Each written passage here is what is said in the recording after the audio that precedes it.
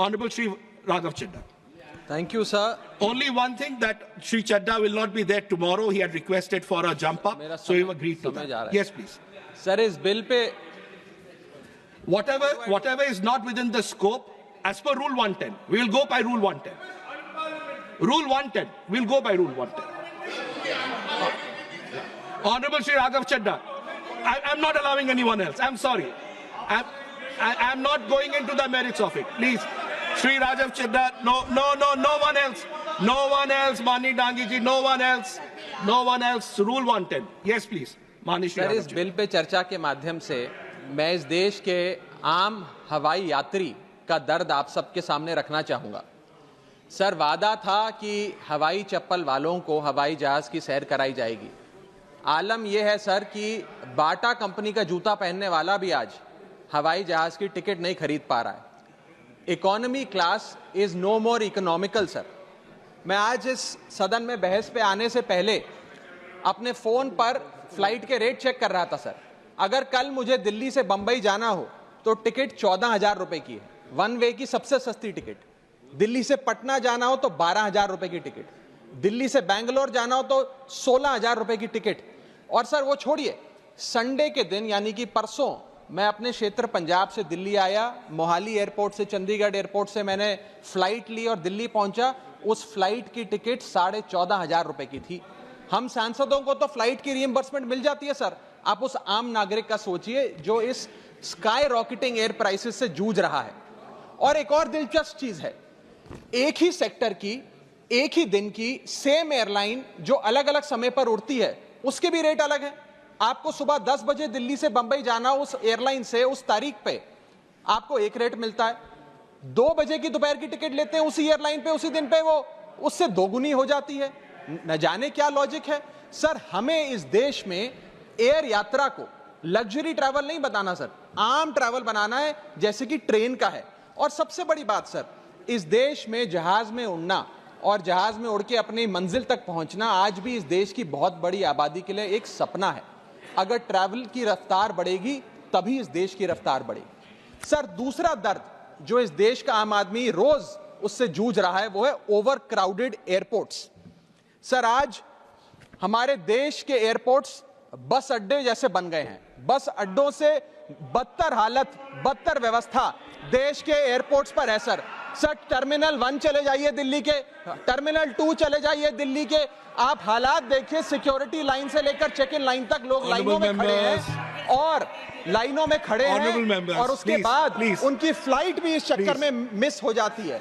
एक मुसाफिर सही समय पर फ्लाइट नहीं पकड़ पा रहा क्योंकि वो बेचारा चेक इन और सिक्योरिटी लाइन में ही फंसा रहता है। इतने ओवर क्राउडेड एयरपोर्ट्स आज हमारे देश के बन चुके हैं। सर, आज यात्री का तीसरा दर, Honorable members, please let the honorable members speak.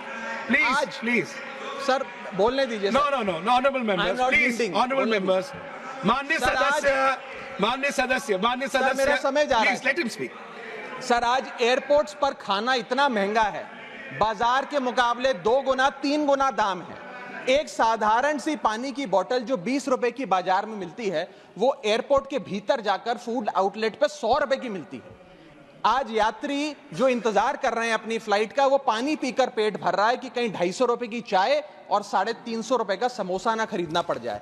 बताइए सर, एक आम आदमी एयरपोर्ट पर अपने जहाज का इंतजार करते हुए क्या एक चाय नहीं पी सकता? क्या इस पर कोई रेगुलेशन नहीं होना चाहिए? क्या कोई अफोर्डेबल कैंटीन का मैकेनिज्म नहीं होना चाहिए? चौथा दर्द जो आज इस देश के आम यात्री को सर सहन करना पड़ रहा है वो है पुअर कनेक्टिविटी।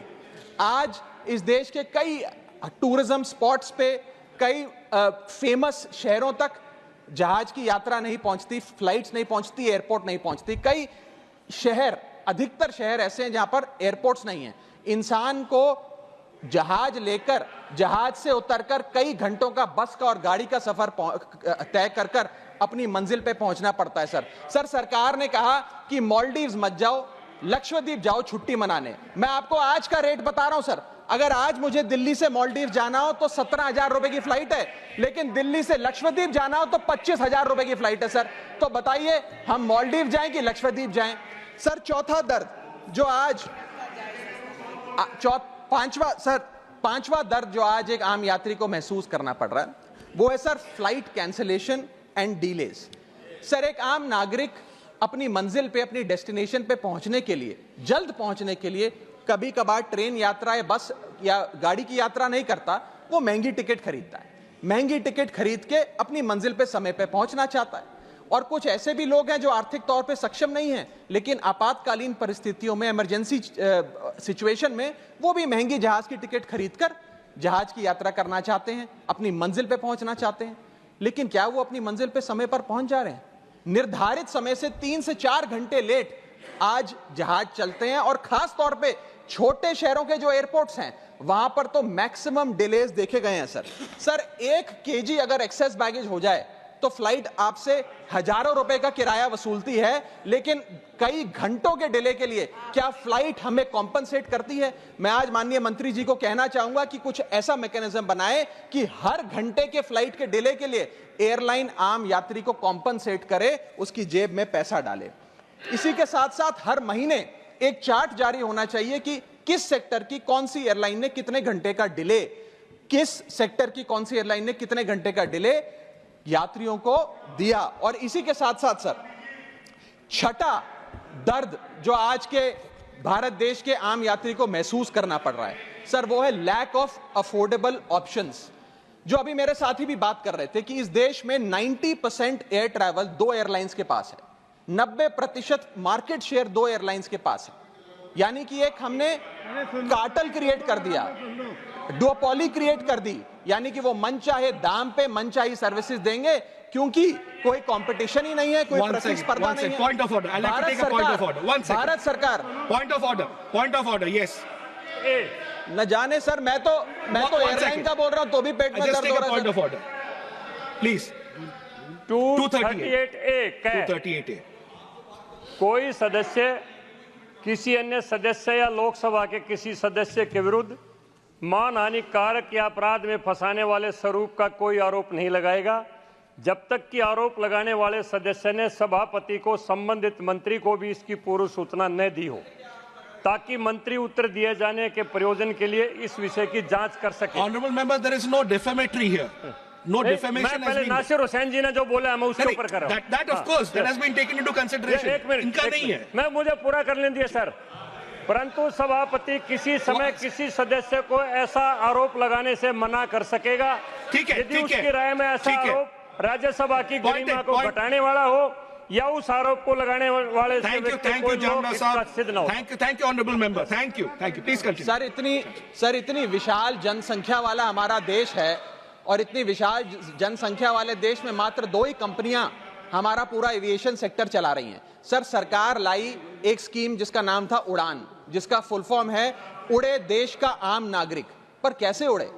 ना फ्लाइट के उड़ने के ऑप्शन है, ना अफोर्डेबल टिकट है, ना फ्लाइट सही समय पर चलती है, तो कहां उड़े, कैसे उड़े? और सबसे बड़ी बात सर, जब से ये उड़ान स्कीम आई है एक धारणा एविएशन सेक्टर में बनी हुई है कि जैसे ये स्कीम लागू हुई 2 एयरलाइन बंद हो गई, जेट एयरवेज और गो एयर, और तीसरी स्पाइस जेट बंद होने की कगार पे खड़ी है। तो अब लोग ये भी कहने लग गए हैं कि शायद उड़ान स्कीम एक बहुत बड़ा अपशगुन थी। और इसी के चलते आज हमारा देश का आम नागरिक प्लेन से वापस ट्रेन पे जा रहा है। सर मेरा 7वां दर्द बैगेज चार्जेस और बैगेज डिलेज। सर अगर आपका 1 केजी बैगेज ओवरवेट हो जाए तो हजारों रुपए एयरलाइन आपसे एक्सेस बैगेज के चार्जेस वसूल लेती है। यहां तक कि कुछ लोग अब अपना सामान एयरपोर्ट पर फेंक के चले जाते हैं बिकॉज उनके सामान में पड़ी वस्तुएं इतनी महंगी नहीं है जितना बैगेज चार्जेस एयरलाइन ले लेती हैं। और बैगेज के डिलेज देखिए सर, लंबा आपको इंतजार बैगेज बेल्ट पे करना पड़ता है कि कब हमारा बैग आएगा। जब स्क्रीन पर देखते हैं तो स्क्रीन पर लिखा आता है बैगेज ऑन बेल्ट, लेकिन बैगेज ऑन बेल्ट नहीं होता, सिर्फ 2-3 बिजनेस क्लास पैसेंजर्स का बैग आता है और न जाने कितने मिनट एक आम नागरिक को इंतजार करना पड़ता है। इस एक्सेस डिले के लिए या इसको एक स्टैंडर्डाइज करने के लिए कोई प्रोसीजर सरकार को बनाना चाहिए। सर मेरा आठवां दर्द मैं समाप्त कर रहा हूं सर 8वां दर्द heavy car parking charges eight airport. Sir आज आप एयरपोर्ट्स पर पार्किंग का ठेका किसी एक कंपनी को दे देते हैं और वो मनचाहे दाम वसूलती है। खास तौर पे छोटे एयरपोर्ट्स पे 200-250 रुपए प्रति घंटे की कार पार्किंग चार्जेस देनी पड़ते हैं। आज आप दिल्ली के एयरपोर्ट चले जाइए, 220 रुपए प्रति घंटा गाड़ी का चार्ज लगता है, और अगर आपने कोई कैब टैक्सी बुक कर ली तो उसका भी मोटा बिल आता है, क्योंकि वो टैक्सी वाला भी expensive car parking charges, airport charges अपने बिल में जोड़कर आपको देता है। सर, ये था दर्द फ्लाइट में चढ़ने से लेकर फ्लाइट में उतरने का। मैं अंत में चार पंक्तियां सुनाकर अपनी वाणी को विराम दूंगा, और आज इस देश के आम नागरिक, आम यात्री का दर्द इन पंक्तियों में आप तक पहुंचाने की कोशिश करूंगा। कहीं है लंबी लाइनें, कहीं चेक इन से पहले काउंटर बंद, कहीं स्लो चल रहा है सर्वर, कहीं इंटरनेट है मंद। महंगी टिकट के बाद भी यात्रा की कोई गारंटी नहीं, आपका सामान चाहे टूटे चाहे फूटे कोई वारंटी नहीं। जो हाल है बस अड्डों का, वही तस्वीर आती है एयरपोर्ट से। चाय हो या समोसा नहीं मिल रहा 500 रुपए के नोट से। रोज फ्लाइटें रद्द हो रही हैं धमकी बम विस्फोट से। आखिरी में सर, कब तक आम आदमी मरता रहेगा एयरपोर्ट की छत गिरने की चोट से? जनता की मुश्किलें तो पल भर में मिट जाएं अगर सरकार को फुर्सत मिल जाए चुनाव या वोट से। Thank you.